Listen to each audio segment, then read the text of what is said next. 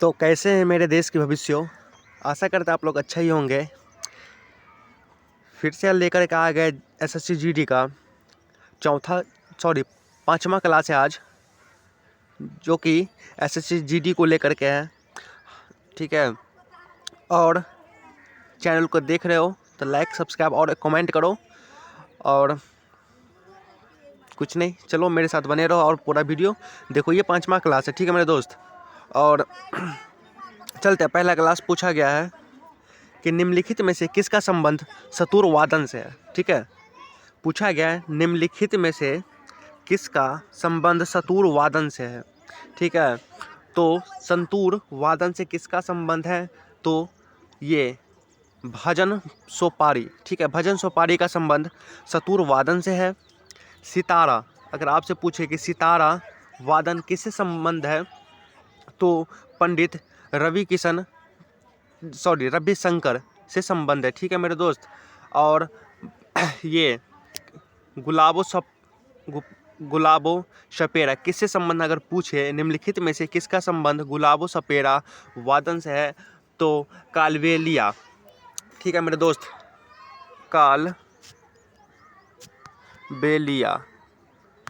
कालबेलिया वादन से संबंध है। ठीक है मेरे दोस्त, मतलब नृत्य करता है। ठीक है, ये गुलाबो सपेरा नृत्य करता है, कालबेलिया नृत्य से संबंध है।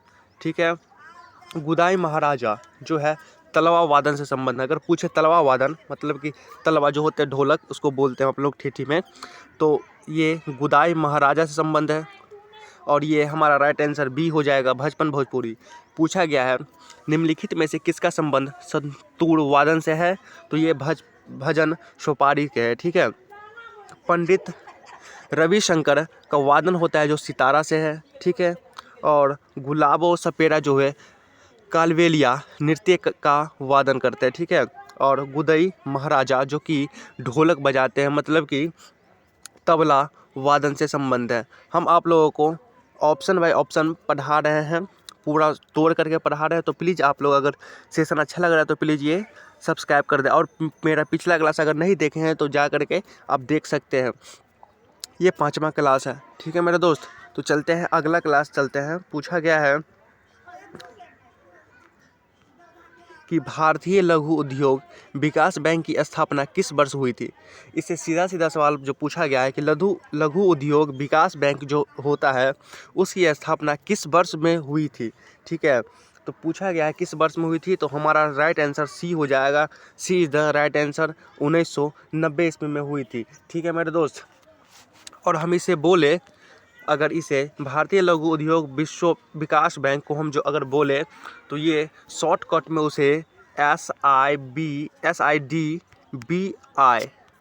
सीडीबी हो जाएगा शॉर्टकट का नाम। ठीक है, और सीडीबी का पूछेगा कि हेड क्वार्टर कहाँ पे है, तो हेड क्वार्टर लखनऊ में है। ये भी आप लोगों को ध्यान में रखना पड़ेगा।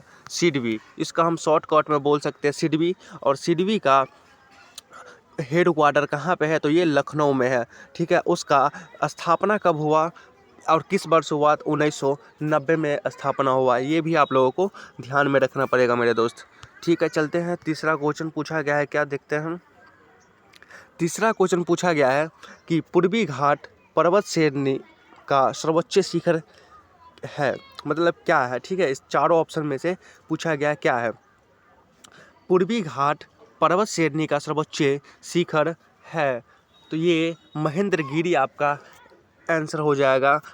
B is the right answer, Mahendragiri. ठीक है, पंचमट्टी अगर आपसे पूछे तो ये एमपी में पड़ता है। ठीक है मेरे दोस्त, ये भी आपको ध्यान में रखना पड़ेगा, एमपी में पड़ता है। और सतपुरा जो होता है, सतपुरा की रानी भी उसे कहते हैं। ठीक है, सतपुरा की रानी भी कहते हैं उसे, ये भी आपको ध्यान में रखना पड़ेगा। ठीक मेरे दोस्त। और ये डोडा बेटा, नीलगिरी की सबसे ऊंची चोटी कहा जाता है डोडा बेटा को। अगर आपसे पूछा ऑप्शन में कि नीलगिरी की सबसे ऊंची चोटी कौन सी है, नीलगिरी, भाई इस पे हम लिख नहीं सकते। ठीक है,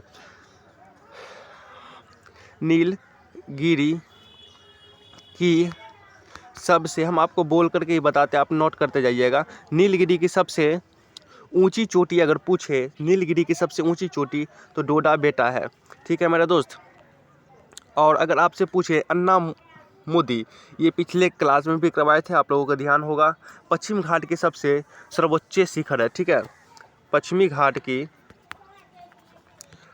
घाट का सर्वोच्च शिखर भी इसे कहा जाता है। ठीक है, सर्वोच्च अगर पूछा जाए ऑप्शन में पश्चिमी घाट का सर्वोच्च शिखर किसे बोला जाता है, तो अन्ना मोदी को बोला जाता है। ठीक है मेरे दोस्त, हमारा आंसर हो जाएगा बी, महेंद्रगिरी, जो कि पूर्वी घाट पर्वत श्रेणी का सर्वोच्च शिखर है। तो ये पूर्वी गिरी हो जाएगा। पंचमट्टी एमपी में पड़ता है, ये भी आप लोगों को ध्यान में रखना पड़ेगा। पश्चिमी घाट का सबसे सर्वोच्च अगर पूछे जाओ तो अन्ना मोदी है। ठीक है मेरे दोस्त, चलिए अगला चलते हैं। अगर सेशन आपको अच्छा लग रहा है तो प्लीज़ एक लाइक ज़रूर कर देना मेरे दोस्त। चलिए, चौथा है जनगणना 2011 के अनुसार भारत में लिंग अनुपात क्या है।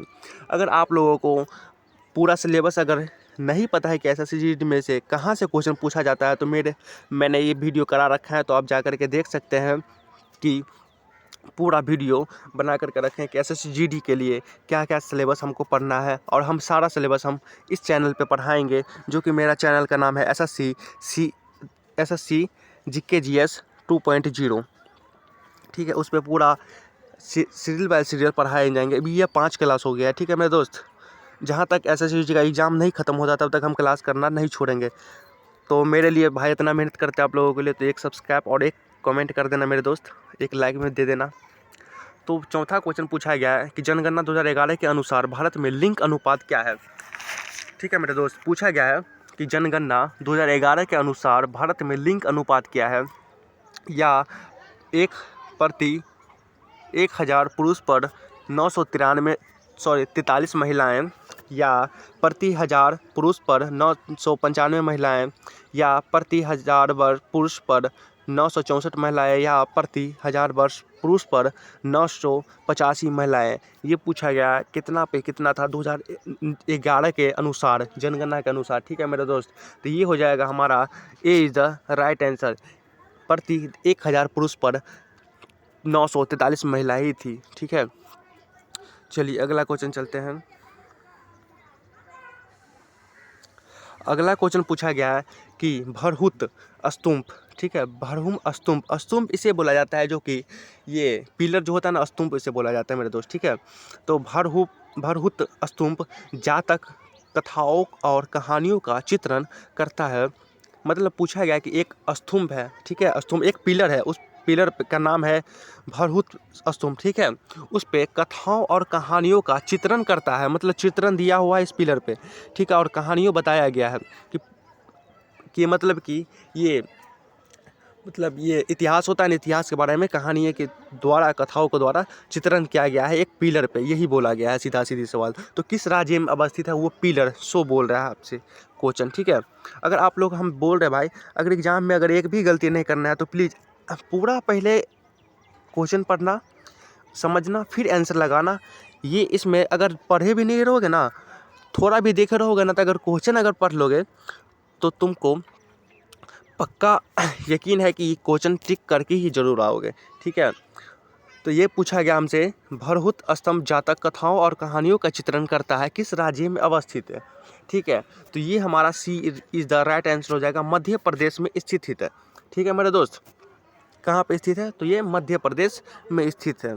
इसे हम MP भी बोल सकते हैं, मध्य प्रदेश। ठीक है, शॉर्टकट में।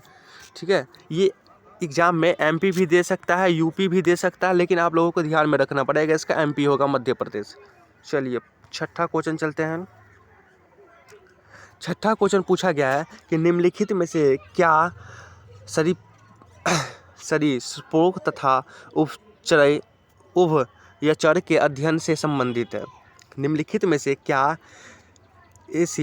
एरिसप्रो तथा उभयचर के अध्ययन से संबंधित है, तो ये क्या हो जाएगा, ये हार्पेटोलॉजी। ठीक है, हार्पेटोलॉजी इससे संबंधित हो जाएगा। ठीक है, अगर आपसे पूछा जाए कि एटोमोलॉजी जो होता है ये ठीक है, कीटों से संबंधित है। ठीक है, कीटों का अध्ययन भी बोल सकते हैं, अध्ययन। अगर आपसे पूछे निम्नलिखित में से क्या कीटों का अध्ययन है, ठीक है, सदुपयोग तथा उपचार, ठीक है। तो ये कीड़ों का उपचार है एटोमोलॉजी, ठीक है, एटोमोलॉजी कीड़ों का उपचार है। अगर पूछे आपसे कि अर्नियोथोलॉजी किसका उपचार है, तो ये पक्षियों में उपचार किया जाता है, ये पक्षियों, ठीक है, ये पक्षियों के उपचार में किया जाता है ये, ठीक है, अर्नियोथोलॉजी, ठीक है। इक्थोलॉजी किसे हो जाता है, तो ये मछली पालन में किया जाता है, ठीक है, या मछली को जो पालते हैं उसमें मछली के उपचार में किया जाता है ये, ठीक है। थियोलॉजी, ठीक है, आप लोगों को ये भी ध्यान में रखना पड़ेगा। हमारा राइट आंसर डी हो जाएगा, ठीक है। चलिए अगला क्वेश्चन चलते हैं। 7वां क्वेश्चन बोला गया है कि कैल्सीफेरॉल, ठीक है, कैल्सीफेरॉल, टोकोफेरल और फिलिकोनॉन किसके प्रकार है। मतलब पूछा गया है कि ये सब जो है ये किसके प्रकार है, प्रोटीन या लवण या विटामिन या हार्मोन, ये चारों में से किसका प्रकार है। तो ये विटामिन का प्रकार है, ये सब इसका ये क्या है, टैक्सीफेलॉल। टैक्सीफेलॉल जो होता है ये विटामिन डी इसे लिखा जाता है, ये विटामिन डी का प्रकार है, ये विटामिन ई का प्रकार है और ये विटामिन के का प्रकार है। तो ये सब पूरा विटामिन का ही प्रकार है, ये लवण का नहीं है, प्रोटीन का नहीं है, ये हार्मोन का नहीं है, ये विटामिन का है, ठीक है। तो विटामिन आपको लगाना है। चलिए देखते हैं अगला क्वेश्चन। अगला क्वेश्चन पूछा गया निम्नलिखित में से कौन सा तत्व बेकिंग सोडा का घटक नहीं है, ठीक है। पूछा गया है कि निम्नलिखित में से ये नहीं होगा मेरे दोस्त, ये टाइपिंग गलत करवा गया है इसलिए सॉरी मांगते हैं। निम्नलिखित में से कौन सा तत्व बेकिंग सोडा का घटक नहीं है। इसे पूछा है बेकिंग सोडा का घटक नहीं है, जो कि 8वां क्वेश्चन है। बेकिंग सोडा को हम बता दें आपको कि इसे हम खाने वाला सोडा के नाम से भी जाने जाते हैं, ठीक है। बेकिंग सोडा जो होता है खाने वाला सोडा के नाम से भी जानते हैं, खाने वाला सोडा के नाम से भी जानते हैं। इसका अगर पूछे कि सूत्र क्या होता है, इसका रासायनिक नाम सूत्र तो NaHCO3, ठीक है, बेकिंग सोडा का हो जाएगा। और इसमें क्या होता है, तो कैल्शियम होगा, ठीक है, कैल्शियम नहीं होगा, ये सब तो होगा, ये सब सोडियम, ऑक्सीजन, हाइड्रोजन ये सब तो होगा, लेकिन कैल्शियम नहीं होगा। इसमें पूछा गया नहीं निम्नलिखित में से कौन सा तत्व बेकिंग सोडा का घटक नहीं है। तो कैल्शियम घटक नहीं है बेकिंग सोडा का मेरे दोस्त, क्योंकि इसमें Na, ठीक है, HCO3 इसका ये हो जाएगा, रासायनिक सूत्र हो जाएगा NaHCO3। आपका अगर पूछे बेकिंग सोडा का रासायनिक सूत्र क्या है, तो NaHCO3 हो जाएगा। और इसमें घटक अगर पूछे तो हाइड्रोजन भी हो जाएगा, ऑक्सीजन भी हो जाएगा, सोडियम भी हो जाएगा, लेकिन आप लोगों को ये भी ध्यान में रखना पड़ेगा, ठीक है मेरा दोस्त। और बेकिंग सोडा को हम खाने वाला सोडा भी बोलते हैं। चलिए 9वां क्वेश्चन पूछा गया है कि प्रकाश की तरंग दैर्ध्य को मापने की इकाई क्या है, ठीक है मेरे दोस्त। प्रकाश की तरंग दैर्ध्य को मापने की इकाई क्या है, ठीक है। हम आप लोगों को एक चैलेंज देते, ठीक है, आप इसका आंसर आप कमेंट में करें, ठीक है। प्रकाश की तरंग दैर्ध्य को मापने की इकाई क्या है, तो देखो ओम, ठीक है, ओम का जो होता है प्रतिरोध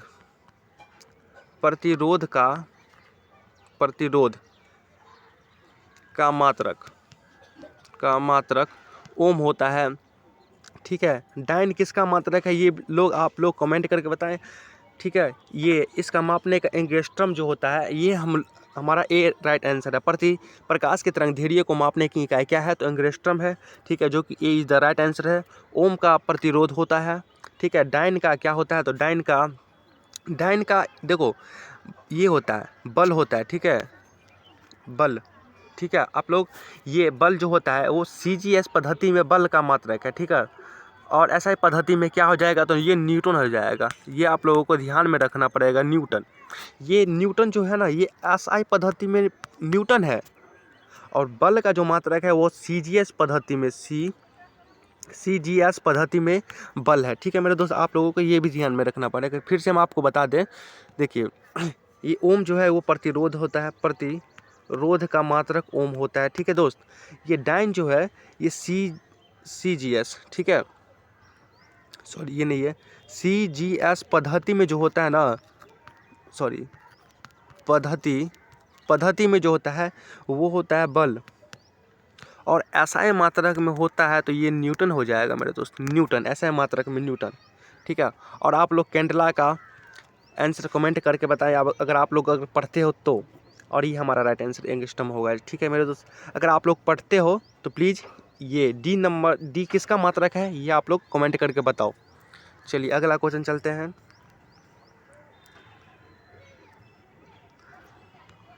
अगला क्वेश्चन पूछा है निम्नलिखित में से किस गैस का प्रयोग बिजली के बल्ब में किया जाता है, ठीक है। 10वां क्वेश्चन है भाई मेरे दोस्त कि निम्नलिखित में से किस गैस का प्रयोग बिजली के बल्ब में किया जाता है, तो ये नाइट्रोजन हमारा सी हो जाएगा राइट आंसर, ठीक है। नाइट्रोजन का बिजली के बल्ब में किया जाता है, ठीक है।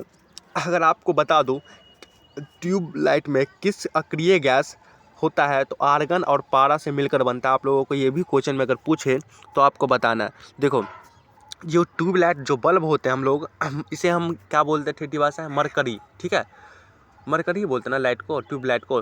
तो इसमें ये आर्गन भी होता है, आर्गन प्लस पारा भी होता है, लेकिन पारा ये फॉर्म में होता है, ठीक है। वाष्प के फॉर्म में होता है पारा, ठीक है मेरा दोस्त। ये भी आप लोगों को ध्यान में रखना पड़ेगा, वाष्प के फॉर्म में होता है ये पारा, आर्गन से मिलकर के बनता है, प्लस में पारा भी लगता है, ठीक है मेरे दोस्त। हमारा राइट आंसर हो जाएगा नाइट्रोजन, जो कि निम्नलिखित में से किस गैस का प्रयोग बिजली के बल्ब में किया जाता है तो नाइट्रोजन का, ठीक है। चलिए 11वां क्वेश्चन देखते हैं, सॉरी 11वां हो गया ना। देखिए जो लोग द्विफॉक्सी लेंस लगाते हैं उसमें रोग पाया जाता है, मतलब पूछा गया है कि जो लोग द्विफॉक्सी लेंस लगाते हैं उसके अंदर क्या रोग पाया जाता है। तो ये पूछा गया है कि जैसे कोई अंधा होता है या रतौंधी होता है, ये सब इसके आँख में क्या प्रॉब्लम है कि इसलिए ये द्विफॉक्सी लेंस लगा रहा है, तो ये जरा दृष्टि दोष का कारण है, ठीक है। और अगर कोई दूर दृष्टि अगर जो हो गया किसी को तो ये उत्तल लेंस उसको लगाना पड़ेगा, जो कि दूर के वस्तु को नहीं देख पाता है उसे उत्तल लेंस लगाना पड़ेगा, ठीक है मेरे दोस्त। ये निकट वाले हैं, ठीक है, जो निकट के वस्तु को नहीं देख पाते हैं, ठीक है। मोतियाबिंद, ये मोतियाबिंद का उपचार क्या है तो ये मोनोफॉक्सी, ठीक है, मोनोफॉक्सी लेंस का प्रयोग करते हैं जिससे मोतियाबिंद होता है। आपसे पूछा जाएगा कि मोनोफॉक्सी किसके उपचार में पहना जाता है, मतलब सॉरी मोतियाबिंद के उपचार क्या है, मोतियाबिंद अगर हो जाए तो इसे क्या पहनना चाहिए या क्या करना चाहिए, तो मोनोफॉक्सी लेंस का प्रयोग करना चाहिए, ठीक है। अगर निकट दृष्टि दोष अगर पूछे तो ऑप्टल लेंस का प्रयोग होता है निकट दृष्टि दोष में, ठीक है। अगर निकट दृष्टि दोष जो है तो इसे ऑप्टल लेंस लगाना चाहिए, ठीक है मेरे दोस्त। हमारा राइट आंसर ए हो जाएगा। चलिए अगला क्वेश्चन चलते हैं। अगला क्वेश्चन पूछा गया है कि उत्तर भारत में मंदिर वास्तुकला की शैली क्या कहलाती है, ठीक है। उत्तर भारत में मंदिर वास्तुकला की शैली क्या कहलाती है, तो ये क्या कहलाती है, तो आप लोगों को इसका आंसर नागर हो जाएगा, ठीक है मेरा दोस्त। उत्तर भारत में मंदिर वास्तुकला की शैली क्या कहलाती है तो नागर कहलाती है। अगर आपसे पूछे कि ये बेसर शैली जो होता है ना वो नागर, ये बेसर शैली जो होता है नागर प्लस द्रविड़, ठीक है, द्रविड़ शैली के मिश्रण से बना हुआ है ये बेसर शैली, और इसे हम वृंदावन का वैष्णव मंदिर भी कहते हैं, ठीक है, बेसर शैली को, ठीक है। ये आप लोगों को ध्यान में रखना पड़ेगा, नागर प्लस द्रविड़ के मिश्रण से मिलकर ये बेसर शैली उपयोग बनता है, और ये वृंदावन का वैष्णव मंदिर भी वहीं पे है, बेसर शैली बोल सकते हैं, वास्तुकला है, ठीक है। बेसर शैली का ही वास्तुकला है कौन, तो वृंदावन का वैष्णव मंदिर, ठीक है। अगर आपसे पूछे कि द्रविड़, ठीक है, दक्षिण भारत के, ठीक है, दक्षिण भारत के जो मंदिर होते हैं उसे हम द्रविड़ कहते हैं। दक्षिण भारत के जो मंदिर अगर पूछा जाए, दक्षिण भारत के मंदिर, इसमें बहुत मंदिर, अब ये रामेश्वर मंदिर भी हो गया, मीनाक्षी मंदिर भी हो गया, ये सब भी द्रविड़ में ही आता है मेरे दोस्त, ठीक है। तो आप लोगों को ध्यान में रखना पड़ेगा। ये नागर जो होता है ये कौन सा मंदिर है, तो ये सूर्य जो कोणार्क का सूर्य मंदिर है उसका ये से वास्तुकला है नागर, ठीक है। तो ये भी आप लोगों को ध्यान में रखना पड़ेगा दोस्त। अगर आप लोगों को इसमें अगर हम लिखने में हमसे कुछ गलत हो जाता है तो मुझे माफ़ करना मेरे दोस्त।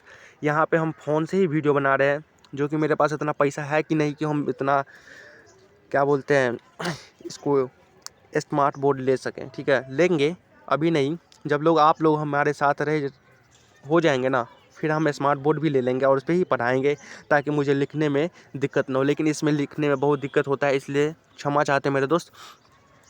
अगला क्वेश्चन पूछा गया है, वारासराय की संधि किस वर्ष में हस्ताक्षर हुई थी, ठीक है। वारसिय की संधि किस वर्ष में हस्ताक्षर हुई थी? तो ये 1919 में हस्ताक्षर हुई थी, ठीक है। और ये जून में हुई थी, ये भी आपको रखना पड़ेगा। अगर पूछा हस्ताक्षर किस महीने में हुई थी, तो जून में हुई थी। और इसका जो होता है मित्र राष्ट्रीय और जर्मनी के बीच में हुई थी। और अगर पूछे कि ये हस्ताक्षर किसके और किसके बीच में हुई थी, तो मित्र राष्ट्रीय और जर्मनी के बीच में हुई थी। कब हुई थी? तो 1919 में हुई थी। किस महीने में हुई थी? तो जून महीने में हुई थी। आप लोगों को ये भी ध्यान में रखना पड़ेगा मेरे दोस्त।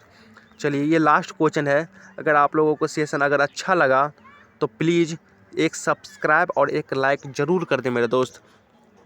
यहाँ पे ऑप्शन ये गड़बड़ा गया है, ठीक है, ये छूट गया ऑप्शन, जो कि हम आप लोगों से माफ़ी मांगते हैं। यहाँ पे ए ऑप्शन में अनुच्छेद करके यहाँ पे 315 भी हम दे सकते हैं, ठीक है मेरे दोस्त, या कुछ भी।